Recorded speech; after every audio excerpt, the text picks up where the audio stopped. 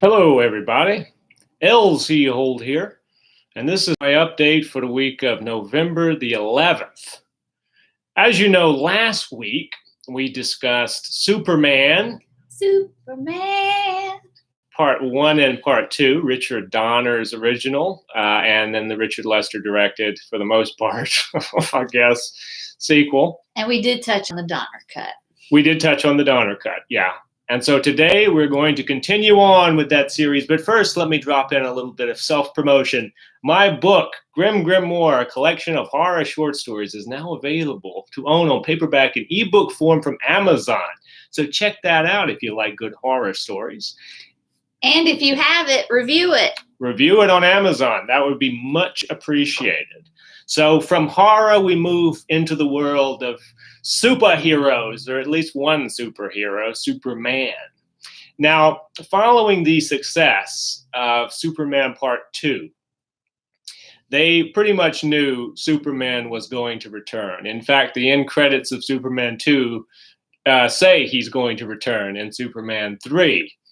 But they just didn't know what Superman 3 was going to be. Richard Donner, back before he got fired by the Salkinds, or he left, depending on whose story we discussed that last week, so we won't go into great detail there. But his idea was to have Brainiac as the villain in Part 3. And Ilya Salkind, he liked the Brainiac idea as well. Mm-hmm. And Ilya, who is the son of Alexander Salkind, Ilya is the one who brought his dad the idea of doing Superman as a motion picture to begin with, as a huge, big budget event movie. So a lot can be put, a lot of credit goes to Ilya, regardless of what happened subsequent to the Donner stuff. But Ilya came up with a treatment, which you can now read online for Superman 3. And I'll talk a little bit about that treatment. It had Brainiac as one of two primary villains. Oh, they're doing the two. Yes. The other was going to be Mr. Mxyzptlk. I believe I'm saying that right. And he is a little impish creature, sorcerer from an alternate dimension. I'll call him Mix from now on because that name's too hard to pronounce. When I was a kid, I loved Mr. Mix. Because in the comics, he would pop up every so often because he could only access our dimension here and there every few years. And he would wreak havoc. He was an agent of chaos, to steal Christopher Nolan's thing. But he was a sorcerer, so he could make statues come to life and turn people into cartoon characters. It was all very cartoony with Mr. Mix. So I liked him as a kid. Maybe it's a kid thing. So, and being an impish guy, Ilya was thinking, and he was like, what impish actor could play him in Superman 3 in 1983? Well, of course. I know what name's coming. Dudley Moore. Was that who you were thinking? No. Yeah. I was thinking, okay, I was probably. No. I was thinking, what's his name from Masters of the Universe? From Masters? Oh, Billy Barty? No, he wasn't quite that. He wasn't quite that impish. Yeah, but they were going with Dudley Moore, fresh off of Arthur. I pictured. I was like, exactly the way he appears in Masters of the Universe. Yeah, well, no. I'm already thinking Canon Films has Part 3. We're getting there. But anyway, let me tell you a little bit about Ilya's story. His story was going to have Supergirl in it, and Brainiac saves Supergirl as a baby from the exploding Krypton and raises her like daughter. And later comes to Earth. So at first, she's kind of a bad guy. She's kind of a henchman. Well, they come to Earth, and he teams up with Mr. Mix, and they're going to take down Superman. Well, what happens ultimately is that Brainiac decides when Supergirl turns good that he needs a superhuman villain on his side. So he somehow uses this machine to turn Superman bad. And every time Superman was turned bad by Brainiac, you would see Brainiac on screen pressing a button. He loved that button. We're going to be talking more about this damn button, as we go along here. But Ilya had that in mind. Now, this story was going to take place in space. It was going to have time travel. There were going to be appearances from other DC characters other than Superman. Epic. It was going to be enormous. And that was the problem. Warner Brothers were like, this is unfilmable. This is too expensive. And Alexander Salkind, the father, who was the producer, the boss of because it was independently produced, and then it was distributed by Warner Brothers, who also owned DC Comics. So that, it was a great idea, and it was a big idea, and it was a way to take it even further away from the original film and making it this huge space opera with all these villains. You know who they need for the job? Who? Richard Donner. Richard Donner. I love would have seen what Richard Donner being a jerk would have done with that, yes. But that was not an option. I know they already shot themselves. So what happened with the film is when they decided that this Ilya Salkind treatment was too big, too unwielding, they decided, well, let's think of a smaller way to go. And so one night, Ilya was watching The Tonight Show with Johnny Carson. And Richard Pryor was on the show as a guest, and he was being really funny. And one of the things he started to riff on was the fact that he had seen Superman. And he thought, wow, it's so amazing. I want to play Superman in a movie. I thought it was a great movie. This is Richard Pryor going on and being very funny, I'm sure, because Richard Pryor, incredibly funny. I admire him very much, rest his soul, I guess. But the thing about it was they took this very seriously at the Salkind house. And they were like, wow, Richard Pryor wants to be in a Superman movie. Maybe we could do something with that. Well, maybe if they hadn't have been like, okay, you're going to do your Richard Pryor bit in the movie, just make him a character. Well, like a character, not like, oh, it's Richard Pryor doing his Richard Pryor stuff. Well, what happened was they actually wrote the script around Richard Pryor. They should have just, hey, he really likes this. We think you could play this part, instead of doing that. Well, they hired David and Leslie Newman, who had worked on the script for the original 2 Superman movies, but they were the ones that included characters like Kojak in their version of the script. Very campy, comically based writers, David and Leslie Newman. This time, they were completely in charge of the script. No one else contributed at all except for David and Leslie Newman. Richard Lester, who had replaced Richard Donner in part 2, was asked to come on from Jump Street this time, and he would be doing it, and it would all be Richard Lester. Nothing. He was not kind of copy or match continuity with any previous director. He was going to be the big boss this time. And we should probably point out too, his history was the Three Musketeers, Four Musketeers, like we mentioned the last one, but he also did the Beatles movies. Yes. Which were kind of like very funny. And I'm glad you point that out, because I wanted to mention that last week. Richard Lester is actually quite famous for having directed the 2 Beatles movies. And they're great films. And he has a great style of working with actors, being improvisational with them. I mean, we talked about this before. He likes to shoot with at least 2, sometimes 3 cameras, so you can capture this sort of documentary style thing. You could also do things very quickly, I think, which the Salkinds liked. But I don't think that necessarily works for an epic, a big budget action film. I agree. That is supposed to be, because you can't be corny with Superman, because he's already, it's hard for people to watch a comic book character on screen in blue and red tights and then him yucking it up and being silly. It takes away from what his character's supposed to be. Well, there was something you mentioned last week that we kind of glossed over, and I would like you to go into a little bit more detail on it, just really quick, about you mentioned the distinction between comic books and comic strips in terms of these films. Yeah, well, if you wanted a comic book tells a definitive story or a piece of a story, and a comic strip is kind of like, I think of Sunday Funnies. It's just one little strip, and there's like the little punchline in it. Yeah. And it's sillier. And Richard Donner liked the silly stuff. He actually has been quoted as saying that one of the things that attracted him to Superman was the fact that you could do quirky, silly type material. It doesn't really work. I mean, you can, maybe like have like a funny line here and there, maybe from someone, but you can't.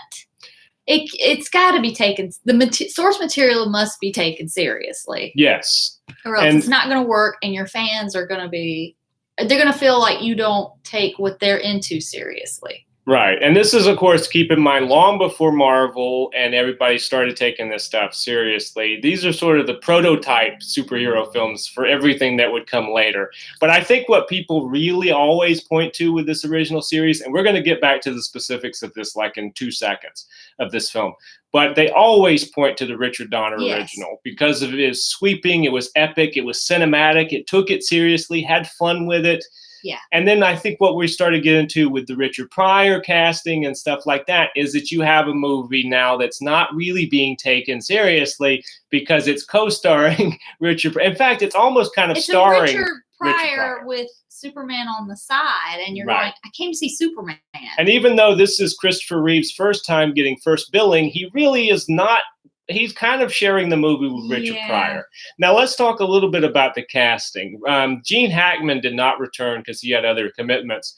They didn't really want to have Lex Luthor in the movie either because they felt like they would just be rehashing. Yeah. Something Ilya Salkind said several times, even referring to his treatment, was that they wanted to just not copy 1 and 2. And they succeeded in that. But I don't know that they succeeded in that in the right way. If they were so concerned about the budget and everything, well, that they could have just taken like the appearance of all the extra superheroes and just done the, Brainiac. Just do Brainiac. Brainiac and Mr. Mxyzptlk. Yeah. Well, the thing about it is they decided to go, instead of Gene Hackman, with a brand new character, not from the comic books, a guy named Ross Webster, who was created by David and Leslie Newman for this film.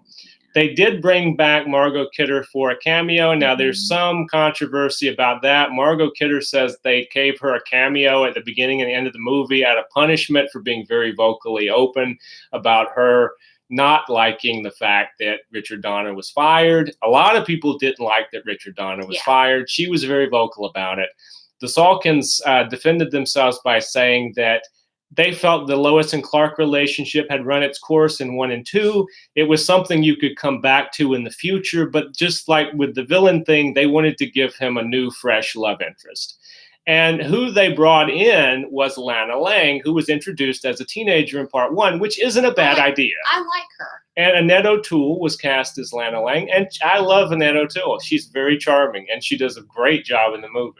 Yes. Honestly, the fact Lois isn't in it that much at the beginning, one scene, and at the end, one scene, I think that's the least of the problems, in this movie. Yes. Now, there were things actually going into the production of this film, which it was shot at Pinewood Studios. That's where they shot a lot of the part 1 and 2. The same place where they built the Fortress of Solitude for part 1 and 2. That was the cave with the computer at the end. We'll get to that because that had to be a really big set. Ilya Salkind almost immediately did not like some of Richard Lester's choices in terms of how he played this movie. He's actually quite vocal about pointing out things that he did not like. And we'll go through a few of these things. But since we're at the beginning of the movie itself, we'll talk about the opening of Superman 3, which is like a slapstick it bothered me. Silent film type comedy routine on the sidewalks of Metropolis. And it doesn't match the previous ones where it's just, in the credits, the space and the credits and the epic music. It's just, it feels like a TV show. And it blurs out the bottom and top of the. Only certain frames. Credit's coming because the bottom of the screen's blurry, and then when it's sharp, you're like, okay, no credit on this shot. But what always gets me is there's a shot where Superman flies, and without a credit, they blur the top of the screen to hide the wires. It was like a cheap way of hiding the wires. I was looking for the credits on that one. Yeah, and they never come. Okay. They're just hiding the wires. Ilya Salkind did not like that opening. He thought it didn't fit in the movie. Did not. His father, Alexander, who was the big boss, apparently liked it, and the Warner Brothers brass liked it, so they kept it. But Ilya actually did not like that. There were a couple other things talking about casting. Am I going to be Team Ilya on this one? You might be. Okay. Yeah. Ross Webster, the aforementioned villain who was to replace Lex Luthor, was originally Ilya Salkind wanted to cast an actor named Frank Langella, who is a fantastic actor. He's been in so many movies. He was Whoopi Goldberg's husband for a short time. He was in The Ninth Gate, which I love. He was Skeletor in Masters of the Universe, probably the best thing about Masters of the Universe. He was Ilya's original choice to play Ross Webster because he said that this guy would bring genuine menace. Because Frank has this look. Yeah, he does. And he has that voice. And he would have been more menacing, I think. They didn't like him. Alexander Salkind and the producers and the brass at Warner Brothers didn't like him because prior to this, he had just been like in one Dracula movie. And that was about it. They wanted to go with someone a little more established. So they hired Robert Vaughn, who was the star of the classic TV show The Man from U.N.C.L.E. So he was a very well-known commodity at this time. We're remembering this is like 1983. So people kind of know who Robert Vaughn is. He's the guy from The Man from U.N.C.L.E. The problem is he doesn't really have very much menace. No, he does not. So that was something Ilya did not like. They cast as his sister, and there's a lot made of how she's unattractive and stuff in the movie. This is like a running joke, with a jazz singer named Annie Ross played his sister Vera. And then his protege, who is apparently very ditzy, but is secretly like quite intelligent. Yeah. This is another running joke throughout the movie, was played by Pamela Stevenson, who is now a psychologist. Really? Yes. And she is also the wife of famous comedian Billy Connolly. She is actually Lady Connolly. She has a title. But anyway, fancy. In this, she played sort of the ditzy blonde who wasn't really ditzy. It's something I always noticed in this movie, kind of moving into the movie itself, is, the story is Clark goes back to Smallville. He meets up with Lana at the high school reunion. There's a big poster on the wall, but it's not Jeff East from Superman 1, the young Clark. It's actually young Christopher Reeve.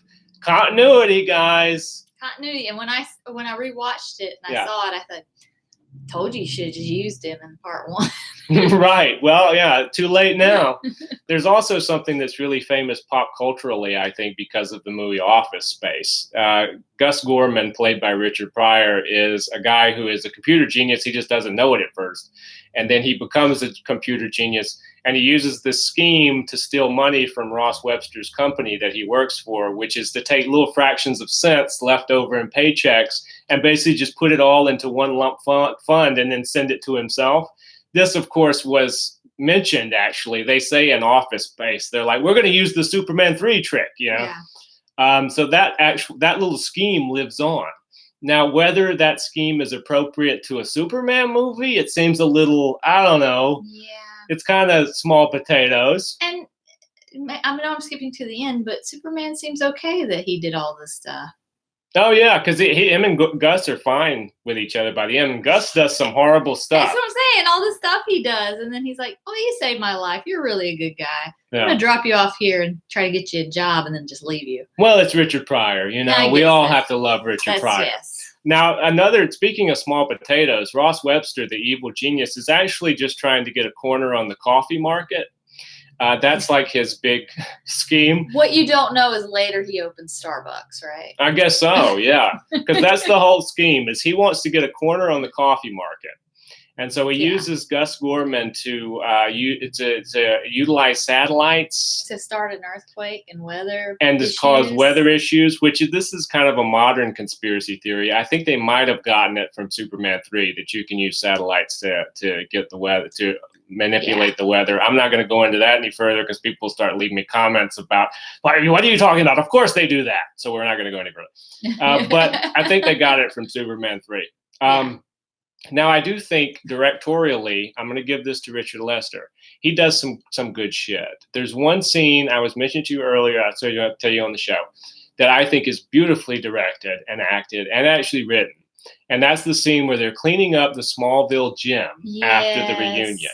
And if you notice, people, Lester's style, unlike Donner, isn't sweeping. There's no crane shots. And that's kind of what I don't like, is he wanted to make it look like the panels of a comic book. So everything is very locked off and static. I don't think that works for a Superman movie personally. But in that particular scene, if you notice, the entire scene is one shot. Mm-hmm. He straight up Woody Allen's it without getting creepy. Mm-hmm. He just the camera moves into this position, gets that angle, moves over to this position, gets that angle, and they play out the scene like you would a play. Yeah. Chris Reeve, and you're just watching Chris Reeve and Annette O'Toole act out this scene, which is really well written, I think, and is very charming, and it shows the two of them getting to know each other again. And it's all done in one singular shot. See, those were my favorite parts of part 3, were those two in a scene together. They really had great chemistry. Yeah. That's why I think enjoyed them. That's why I say I don't mind that Lois isn't really featured in this. Because you have Lana and you have a new kind of, I don't think that that's such a bad thing. Revisiting his old crush. Now, I'll tell you another thing Ilya didn't like. There's a scene on Ross Webster's roof with a ski resort, because Ross has built his own ski resort. Ilya did not like that scene, especially how it ended, which is how it ends is, Gus skis off the side of the building, goes down it, and lands perfectly all right, like 20 stories below. It's not funny. It's not even particularly funny as a Richard Pryor gag or any gag. I will say that, speaking to Richard Pryor's defense, there are some lines in this movie that make me laugh that he delivers, and that they feel ad-libbed. They feel like maybe Richard Pryor just threw them in. He's like, I need to help this script out. Right. Y'all ain't giving me nothing to work with here. One of those scenes is where they're getting lunch, and as the scene, at the button of the scene, Richard Pryor says, "I want money when I'm alive. I want to enjoy it. I want to get down, boogie, boogie, boogie." And he wanders off. That shit always makes me laugh. There's another one where the sister Vera comes in, and they're talking about the Vulcan satellite, and Richard Pryor looks at her and says, he's confusing what they're talking about, and he says, "Hello, Mrs. Vulcan." And that makes me laugh. The spinning bar wall thing, anytime Richard Pryor is on that, I thought was funny. But again, that's not really a Superman type humor, I don't think. It doesn't really fit. And the fact that you kind of had divided the movie up into Superman scenes and Richard Pryor scenes, rather than Richard Pryor appearing in Superman scenes, is very distracting, and I think causes a really uneven. It's an uneven, disjointed feeling. Yeah, I don't think that works very well. Now, one of the schemes they come up with is they're going to create some synthetic kryptonite to kill Superman with.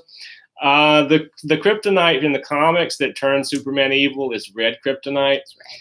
They can't figure out how to create kryptonite because all the kryptonite, I guess, that was on Earth is gone.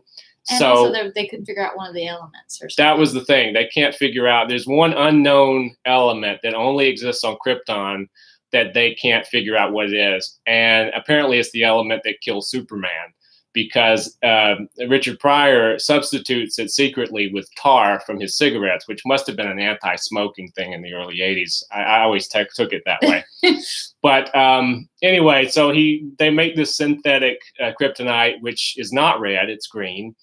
And they present it to Superman when he's standing on stage in Smallville getting an award. It doesn't really, that whole thing did not make sense. They just drive up, there's a ceremony, and he's getting the key to Smallville. Superman. Superman. And then Richard Pryor and what's her? Vera drive up in a Jeep, and he's dressed up like Patton and just barges up there and does his comedy bit while Superman's just standing there like a bump on a log. And that's something Ilya Salkind said, too, he didn't like. He said there should never be a scene in a Superman movie where Superman is just standing there listening to someone else give a monologue. Yeah. Because it's not what Superman does. He should be in action. He should be doing something.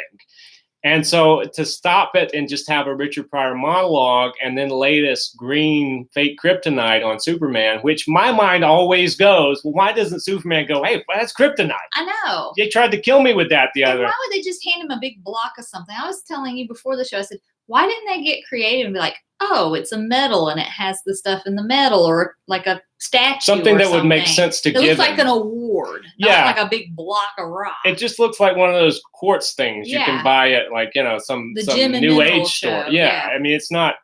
So if Superman takes it and it doesn't hurt him, so I guess he's cool with it. But that's the last time you see the kryptonite, which leads us into another Ilya Salkind criticism. He criticized his own movie quite a bit. The things that he didn't like, he defends other things in say like the commentary track.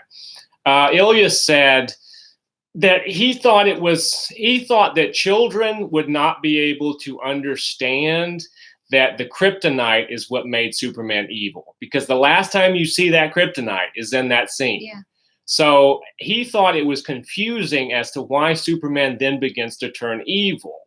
Well, because this, as I said before, this tar ingredient doesn't kill Superman. It just changes his personality. He becomes drunk, and which I think is the best part of the movie. It's an awesome part of the movie. Now, I agree. I do not agree, though, with Ilya's solution to how they could have made it better. He goes back to the button. Ilya said that he felt that the bad guy, Ross Webster, should have had a button and that when he pushes this button, you see Superman turn bad. Okay, and that somebody would have to go and sabotage the machine to turn Superman good again. I don't really think that's the way of solving it. I think a button is kind of ridiculous. Yeah. Every time Superman goes bad, somebody pushes the button. I mean, I don't think that. I think you could have made it clearer that the kryptonite is what turns Superman evil. Personally, as a kid, I never really had any problem figuring that out. What happened to it? I mean, is it at his apartment? I don't know. Where is it? It just disappears. Not clear. The red Superman that should not have been, the red kryptonite that should not have been red, or that should not have been green.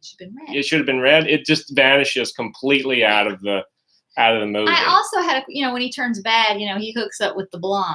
Yes, Pamela Stevenson. Well, you sit there and think, well, how can he hook up with her when we stated in part 2 he had to lose his powers to have sex with Lois? Yes. So he must have been wearing one of those Kevin Smith kryptonite condoms with Pamela Stevenson. Well, maybe that was the effect of the tar on the kryptonite. Right. It weakened it caused him to be a little more impotent or something. It weakened his super pee-pee. Yes. And then he could have sex with Pamela.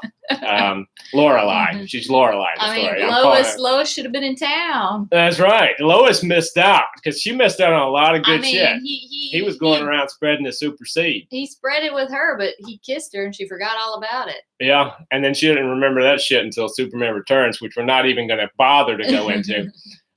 There's a scene when Superman goes bad, he pushes the Leaning Tower of Pisa, he straightens it, and there's this kind of comedy gag with a guy selling statuettes of it. Ruined his business Twice. Bad Superman ruined it once, good Superman ruins it again because he pushes it back crooked. That was actually from the original script for part 1 and 2. Originally, Zod and the Phantom Zone criminals were going to push it straight. And then at the end of Superman 2, Superman makes it crooked again. So they must have really liked that scene. They just kind of threw it over into Superman 3. Again, there were a couple little tie-in things. Like Superman was going to do an Atari game as a tie-in to this movie. And you see the game in the movie.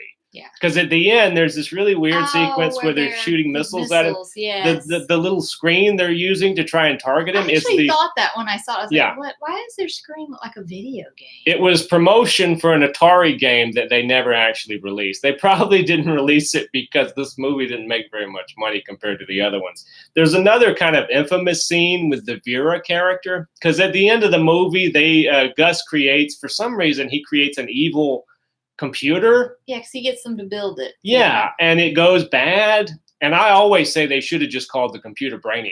Like, that would have been your Brainiac. And there's a scene that's kind of famous because Ilya points this out too, is that it was kind of frightening for children, he thought, which was the scene where the computer latches itself onto Vera and she becomes a robot for a second. Yeah. That could have been Brainiac. Well, I mean, if they're going to have this big epic, maybe they could have created that earlier in the film, and that's... Yeah, and you could have tied that into this bad Superman. Yeah. Basically, the best stuff to me in the movie is bad Superman in Smallville. Yeah. When he fights himself in the junkyard. That scene, I want to say also, is a very well-directed scene. Mm-hmm. Great music. They used the Kryptonian criminal music from part 2 where they're on the moon. Yeah. They used that for bad Superman. That sort of...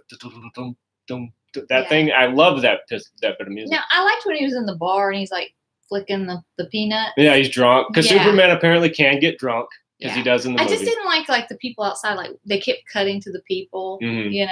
I mean, I know, and the kid's like, Superman, you're just. What did he say? You'll be great again, Superman. You're just in a slump. You're just in a slump. That was it. Yeah, Superman in a slump, and it kept repeating that. I'm just like. You couldn't come up with a better line than you're just in a slump. You're just depressed, Superman. Stop drinking so much. And we'll get you into some meetings. He flies away. And Christopher Reeve, I think, had a lot of fun with the bad Superman. Yeah. That was probably a big reason why what little he enjoyed of this movie was probably in doing that. Because he talked about when he played bad Superman, he always thought that bad Superman was in a constant state of like a splitting headache. Yeah. And that the headache was Clark Kent trying to get out, the good part of him trying to get out. So he played it as if bad Superman was always fighting off this headache. And then, you know, he lands after the kid is trying to give him some advice about cleaning up his life. He lands in a junkyard, splits off into two. And then there is this epic battle between Superman and Clark, which is my favorite part of the movie. My favorite part. I think everybody's favorite part of the movie is that it like, you know, peaks and then it kind of goes downhill into the Atari game. And then Gus is forgiven at the end for no good reason, even though he was with the bad guys. Terrible. He built the Brainiac computer, because I'm sorry, I'm going to call it Brainiac. Stole all that money. Stole all that shit, but he's Richard Pryor, so we got to forgive him, I guess. I don't forgive Richard. No, I mean, I'm not going to blame Richard for this movie. I think that he was taking a job. He dug Superman. He got a good paycheck, and he got to co-star in an action movie, you know. I think that the problem was probably in terms of the producers saying, let's do that. Yeah. I said, if they just had a character and it's like, let's screen test him and he read well. Yeah, absolutely. Not build the movie. Not build the movie around him. It should always. I mean, even I'm like, screen test him for the main villain. Well, I mean, look, a Superman movie should always be built around Superman. Am I being short-sighted here? I mean, I'm sorry. That's just my personal opinion. I think if you have an actor who's in his physical peak, as Christopher Reeve, I think undoubtedly was at this time, this was the biggest and, like, you know, the brawniest Superman you see in all the films. Part 4, he's starting to get He's getting skinny, skinnier. And the suit looked good. In part 4, it's a little pastel-y for my taste. The blue is a little too powder blue. I watched part 4 this week. I'm like, oh. Yeah. And then, you know, when he turns bad, his suit colors get darker. And then for some reason. His hair changes. Like, if you notice, like, he's got like little streaks in his hair. Yeah. He starts to go full Richard Gere when he turns bad. So as I was saying before, this movie did not make as much money as, you have to remember, the first Superman the motion picture, the Richard Donner one, made $300 million in 1978? 77? 79? No, 78. Yeah, December. Yeah. That's right. That's right. December. I'm thinking January 79. And that was an enormous amount of dough for 1978. The sequel made about $100 million less, but that's still $190 million. Mm-hmm. This movie was made on a $60 million. It was made on a $40 million budget, and it made 60. So we dropped in gross that's a big from drop. $190 million with Superman 2 to Superman 3 grossing, you know, 60 mil. No wonder they were like, time to sell. Yeah, and that's what they thought they tried with Supergirl. Okay, so Ilya Salkind had Supergirl in his treatment. They booted her out of Superman 3, decided to give her her own movie. This movie was not a very successful movie. So that was the Salkind. That was the end of the Salkind Superman whole thing. Until later when they did Superboy, the TV show, right? Well, that's what they did, is they maintained the TV rights to the Superman characters, but they decided to sell the film rights after Supergirl. Christopher Reeve, after part 3, was just out of it. He didn't want to do anything. Although he was supposed to be in Supergirl, but then he backed out. Yes, and that was the hint you should have gotten, that Chris is like not into this Superman thing anymore. Because he refused to even appear for 30 seconds in Supergirl. You just see his picture and he's out of town, which means that Chris is not happy about something. And it's probably the fact that he had the second bill with Richard Pryor in his own movie, you know, that should have been about the title character, in my opinion. But so that's how the Salkinds, as I said, retained the TV rights, but left the film rights to another company. They sold them to a company. The worst one you could sell it to. Okay. It's amazing that this company has only been mentioned once in 70 shows that we've done. But now we're going to mention a company called... there are people that do like them. There's some films, because I grew up with them, I have a soft, like Masters of the Universe. Well, let's say what it is. It's Canon Films. Mm-hmm. Canon. Canon Films was a very small beans company that made a lot of movies. And sort of their strategy was, let's get the license on as many titles as we can, pre-sell them at Cannes, and then Cannes Film Festival. And then, you know, make the movie for as little as we can and make money off of these titles. They did that with Masters of the Universe. They did that with Texas Chainsaw Massacre.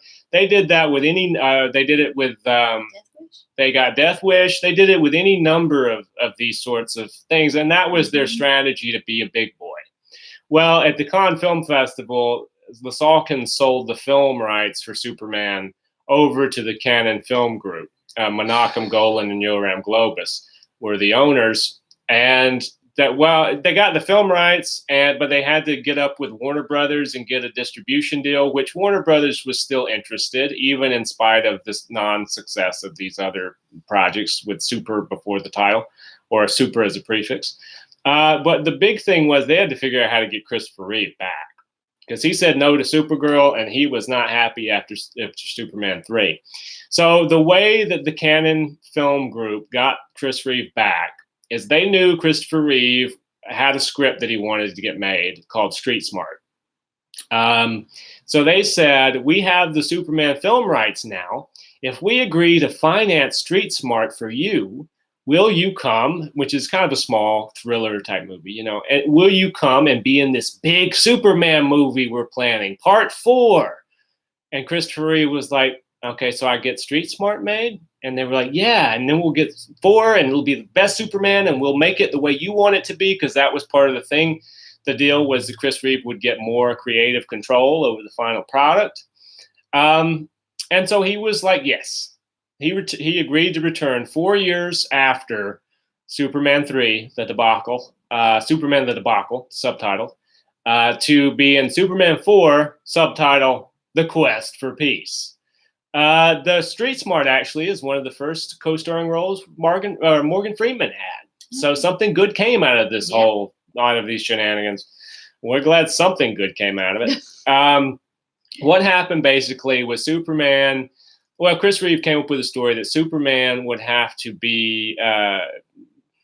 Okay, how do I explain this? A little boy writes a letter to Superman and says, Superman, the Cold War is going on, and there are a lot of nuclear missiles, and I don't want to get blown up. Can you help me with that?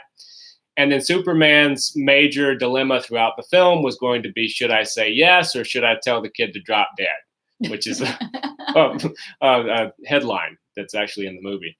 Superman tells kid to drop dead, which is not a bad moral dilemma. I think it could have made an interesting movie.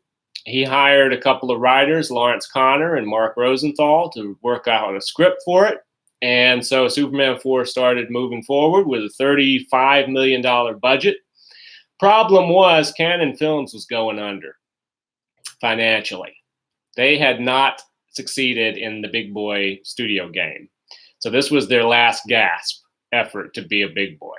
Problem was, they were out of money. So Superman 4, the $35 million in pre-production, when you can't back out, Chris Reeve has signed the contract. The budget became $17 million. So they had a $35 million script they had to make for $17 million. That's difficult. And it didn't really work very well. Subsequent to this drop in budget, all of the effects people who Canon had gotten from the Salkins, who worked on all the great effects in part 1, 2, and 3, they all had to leave because no one could be paid. So if you look at the effects in Superman 4, they're pretty sad. It looks like everybody left, and they're just sort of doing that. This movie is so awful. The effects in Superman 4 are so unbelievably bad. You wonder if Richard Donner ever saw it and what he thought about the flying. Well, Richard Donner was offered to direct because Chris Reeve said, I would like Richard Donner to come back. And Richard Donner said no, he wasn't interested. And then they went to Richard Lester, and Richard Lester said no, he wasn't interested. And then they went to Wes Craven. And Wes Craven had a meeting with Christopher Reeve. And according to Wes Craven, after that meeting, Christopher Reeve told the producers, Wes Craven will never direct any movie I'm ever in. So that meeting must not have gone over very well. I would love to have seen the Wes Craven version of Superman 4. I don't think it would have been any better because you're trying to create a movie that's enormous for peanuts, right? Because this movie goes into space. There's astronauts. There's a nuclear man. There's a quite infamous nuclear man. And there's Gene Hackman and Ducky. Gene Hackman did agree to come back, mainly because Chris Reeves asked him to come back. So Chris Reeves, I'm sure, apologized profusely later. Yeah, he's like, I owe you one, dude. And then they cast John Cryer from, 2.5 Men fame now. But prior to that, he had been Ducky. When you see him, we're like, oh, it's just Ducky, but more ridiculous. More from California. It's a California Ducky. Hey, and breakdancing. Oh, that sort of thing. Hey, super dude. Yeah, Uncle Lex. Oh, you're going to get it. All this sort of thing. So John Cryer does fine. I mean, he's doing his little character acting thing. He's the nephew of Lex Luthor, by the way. I was always confused at the beginning because you see Lex Luthor and you see Ned Beatty. Ned Beatty? Wasn't he? He's not in 4. Why did I always think that was him? There's a guy that looks like Ned Beatty that does the whistling, the Mozart. But it's not Ned Beatty. I always thought as a kid that's who it was. I always was so confused. I'm like, how would he leave his friend? Yeah, no, Ned Beatty wasn't in 4. Okay, because I was just so confused. Margot Kidder did return. She did. Mark McClure is about 45 years old, but he's Jimmy Olsen again. Jimmy's still acting like a 15-year-old, but he's 45 years old. That was an issue with Supergirl. I was like, you're like 50 and hanging out with these school kids. And they also tried to get some more younger blood in there, like John Cryer, because Mariel Hemingway appears, shoulder pads and all, and those big glasses as a new love interest for Superman. Because this time they have this idea that Superman is in love with Lois. As Lois is back full time now, she's gotten over her little trip to Bermuda. Where the hell's Lana? Lana disappeared. I guess she couldn't make it in the city, or she got fired. Well, Lana must have picked up that green super kryptonite that should have been red, and that the two of them just vanished into another Mr. Mixon-Pillix's dimension. She'll be back in a few years, but actually she won't. But Margot Kidder does return. She's in love with Superman. They decided it'd be funny if Clark had his own love interest, and so that's Mariel Hemingway falls in love with Cary Grant version of because he's always doing Cary Grant. This Christopher Reeve, that's his Clark Kent is Cary Grant, the kind of bumbly version. And then they cast a guy named Mark Pillow. The name says it all. Mark Pillow and his blonde teased hair appear in full leotard glory as the Nuclear Man in Superman 4. Half the budget went to the Aquanet for his hair, his and John Cryer's hair. And you know what happened to Mark Pillow? Wow. Mark Pillow, he visited Lana when she had the green kryptonite. He vanished too, because no one's heard from Mark Pillow after this movie.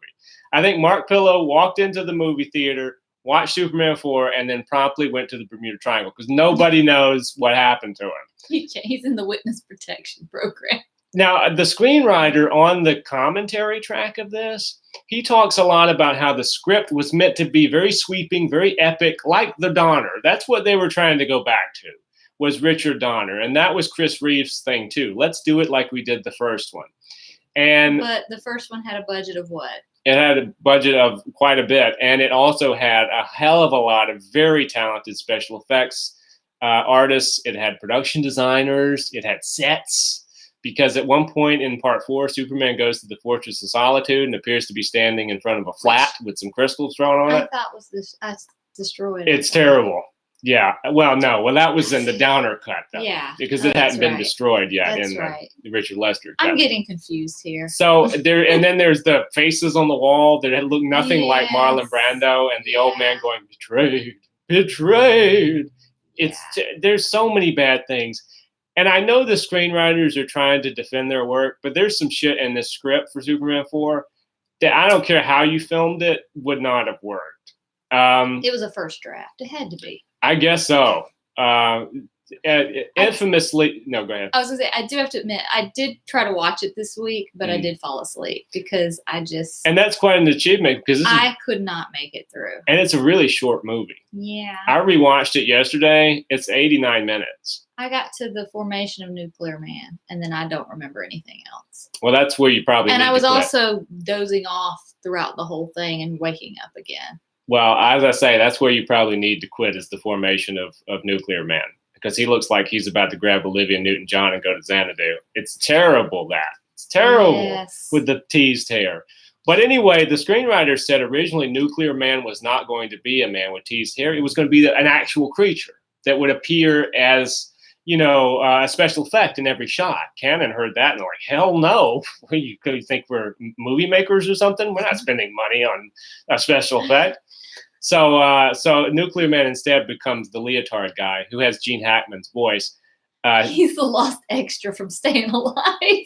I guess so. That's kind of what the outfit looks like. Gene Hackman's voice, it doesn't make any sense why Nuclear Man speaks with Gene Hackman's voice. It actually did in the longer cut, because as I said, this movie was 89 minutes. 45 minutes from the first cut of this movie was taken out. Explain what Cannon likes to do to movies. Well, what Cannon loves to do, if you thought the Salkins in the last show were penny pinchers, you have no idea what you're talking about, because the Salkins are like extravagant next to Cannon Films.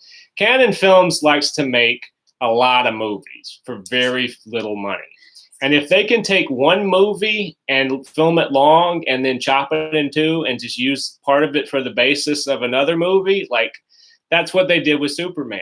They filmed the 2-hour and 10-minute movie with Superman 4, and then they cut 45 minutes out of it and said, why don't we use this as the basis for Superman 5? Because, hey, we've already paid for it, and we only have to pay for half a movie when we finish 5. It's not a good business model, creatively or otherwise. Because, frankly, the stuff they cut out was essential to this story. Can you watch the full version somewhere? You can watch the cut scenes. You can't see it all cut together, though, that I know of. Cut them. I guess no one's that dedicated to Quest for Peace that they're going to restore it. Well, there's got to be some fiend out there somewhere who would want it. Yeah. I mean, they. But the problem is not all the scenes have survived. You can see some cut scenes, but there are a lot of scenes that the screenwriters talk about that were actually in the movie shot, like where Clark goes to visit his parents' graves. You can't find that scene, so you can't put it back in. There's a lot of stuff like that, a lot of character stuff. One of the big things that was cut was, Nuclear Man that's in this movie. There's actually a prototype Nuclear Man. There were 2 Nuclear Men. I remember hearing there were 2. And that you can watch. That you can find and watch. The first Nuclear Man, which was a failed experiment, a mixture of Superman and Lex Luthor's DNA, was easily destroyed by Superman in an entire huge cut sequence that's not in the movie. So the reason the second Nuclear Man, and then once Superman destroys Nuclear Man 1, he turns into protoplasm. Okay? That protoplasm is put onto a missile, and somehow Lex gets control of this missile and shoots the missile off into the sun. It creates Nuclear Man Part 2. Well, that's why Nuclear Man Part 2 had Lex Luthor's voice, but you don't know that because the part that was cut explained that it's a mixture of their DNA. Lex wanted to put his DNA in with Superman. Now, okay, and they got the DNA from a strand of hair that Superman so graciously donated to the museum. Yeah. Now, once again, I was dozing in and out in this movie. I'm just to be honest, I was not vested in trying to pay attention to this thing. Does Lex go in there and cut it? He cuts it with some bolt cutters. But if it's so strong, it's holding weight. 1,000 pounds. How the hell does he cut it with bolt cutters? This is a huge mystery. I mean, shouldn't the bolt cutters be made of kryptonite to cut it? That would seem... Well, how did they cut it to get it off Superman's head? I think we're looking way too deeply into the Quest for Peace. Because, again, that's like the whole Lois Lane not being in 3. So that's confused. The least of our problems here. I know, but Oh, and another thing that doesn't make sense because they cut the original Nuclear Man out. Now, I'm not saying that if they hadn't cut the original, there's no way to save it. It would have saved the film. Quest for Peace was unsavable the moment they cut the budget to $17 million. Yeah. I don't care what a screenwriter says. Yeah, you But can't. there are things that don't make sense because they cut the first Nuclear Man out. For instance, when the Nuclear Man, number 1, sees Lacey Warfield, played by Meryl Hemingway, he falls in love. Her glasses. That's right. He falls in love with her. Okay. Love at first sight. Well, when he gets destroyed and then his protoplasm thrown into the sun, Nuclear Man 2 is born. Nuclear Man 2 has that love for Meryl. So at the end of the movie, when he's so obsessed with Meryl Hemingway and he has to go back and save her, that doesn't make sense because why is he in love with this woman all of a sudden? Yeah. Well, the reason he's in love because he has the memory from the failed version. And she can breathe in outer space. This is another major problem. So what happens near the end is he takes Meryl Hemingway up into space. Nuclear Man Part 2 does, the one with the teased hair. And Meryl Hemingway apparently can breathe in space. And she survives going out to space. With nothing around her, just Nuclear Man. Because Nuclear Man's weakness, we'll just go into more of this ridiculousness. Nuclear Man's weakness, since he was created in the sun, is if you take him out of the sun, even if it's in the shadow of a curtain, he falls Well, there were dead. some curtains in that background we saw. There are some curtains on the moon, but before we get to that, that's his weakness. So they stole that from Birdman, basically. I guess so, yeah. Birdman. And then they pick up fans out there. And then so what happens is when he picks up Meryl Hemingway and flies her off into space, Superman pushes the moon in front of the sun, creating an eclipse, which then, makes Nuclear Man shut down. And so now he's floating in space with Meryl Hemingway. She looks back and Earth is about that big in the distance. So she's in deep space and she has no problem calling to Superman for help. This is one of many. She's breathing so beautifully. She's doing great. And so Superman comes and saves her. And then there's this really anticlimactic thing. As you said, there's a fight on the moon, full wires in display. Blu-ray and DVD has not been kind to Superman 4.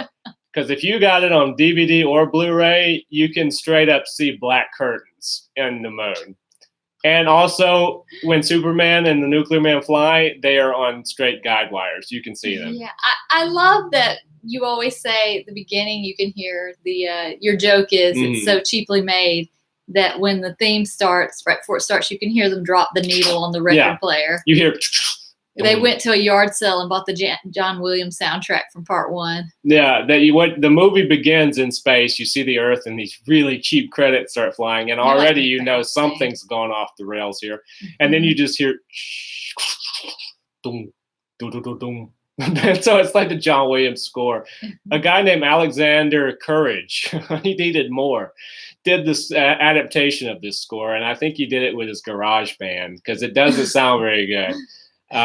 It's John Williams for the most part. There's a couple new things, I think. I think when you see the Nuclear Man's Lee press-on nails, there might be a new I said theme. that when I saw it last time. I was like, oh, God, he won some stuff off The Price is Right when he lost the car. Yeah, Lee press-on nails, straight-up silver nail polish. These are very evil nails because... He hangs out with 14-year-old girls in 1987, 86 when it was filmed. And he scratches Superman at one point, and for some reason his press-on nails cause Superman to get a wasting disease, which a lot of the screenwriters were asked if that was a metaphor for AIDS because it was made in the 80s because he starts to wither away. Think that deeply. I was going to say a lot of people get infections from bad nail jobs. Absolutely. It's a very common thing. But let me tell you one thing. It had nothing to do with the AIDS epidemic. It had to do with the fact that nobody knew what they were doing in Superman 4. So he has this thing, and then he has this crystal. They basically watched the Richard Donner cut of Superman 2, apparently, because in that movie, Superman has a crystal that has all the power of Krypton in it that he uses to get his powers back. Well, they lifted that and put it in Superman 4 because in Superman 4, Kal-El has a crystal that has all of Krypton's power in it. And so the remaining power, and he can only use it once, even though I think he already used it, didn't he? Hadn't he already used it? I don't know, because they're all starting to, because you were like, oh, that was the Donner cut. I'm like, oh, yeah, it was. Yeah, so I'm getting confused. Apparently they had two crystals that had all the power of Krypton in it, and you could use them once apiece. Because Superman uses it to cure his Lee press-on disease. And then he perks up and he goes in his paisley suit, powder blue suit, which doesn't look good in 4. And he fights Nuclear Man, and then there's the whole thing in space. Nuclear Man starts blowing up the city, and he's like, I will hurt people. Roar! Because he roars a lot. Let me just say, Mark Pillow should get an Academy Award for roaring, because Nuclear Man does a lot of roaring in this movie. He does. And I don't think it was Gene Hackman doing all that roaring. He might have done the voiceover. Maybe they just recorded him in his trailer and he didn't know it. Screaming like, why the hell am I here? Kind of thing, his frustration. He looked at himself in that leotard and was like, roar! No, that was Mark Pillow. But Superman has one good moment where he's like, no, the people! And that's about the only Superman moment you get in this, where Nuclear Man's blowing up the city and Superman tries to get him to stop. It's a little different than the Henry Cavill Superman, who's just like, let's kill more people. But there's so many problems with this Superman 4. It came out July 24th, 1987, my 6th birthday. This movie came out, And I take no responsibility for the fact that it made $15 million. It made $2 million less than its budget, which had been cut in half. So needless to say, when Superman says at the end, "I'll see you in 20," and flies away, he wasn't lying. Yeah. That was the last we saw of Christopher Reeve Superman in a really bad Superman movie. Very sad. Yeah, I wish Chris Reeve would have gone out on top with a really good one, which would not have been Canon Films of Superman 5, which is just cut footage from Superman 4.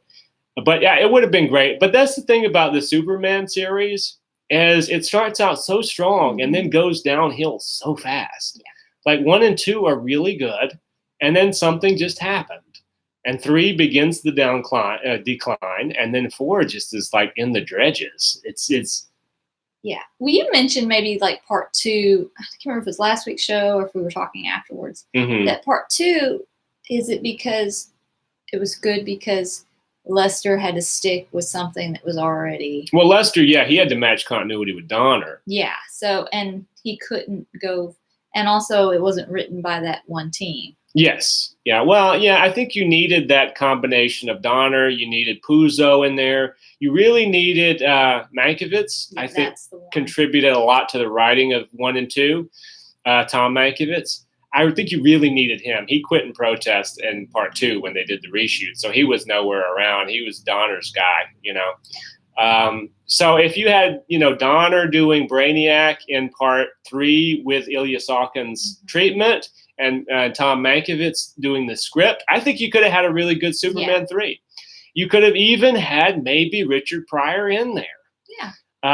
You know, if as long as it's not built. Not being Richard Pryor. Let him be a character. Right. Because Gus Gorman is essentially Richard Pryor. Yes. And just have him be a character in a Superman movie instead of sharing the bill with Superman. Yeah.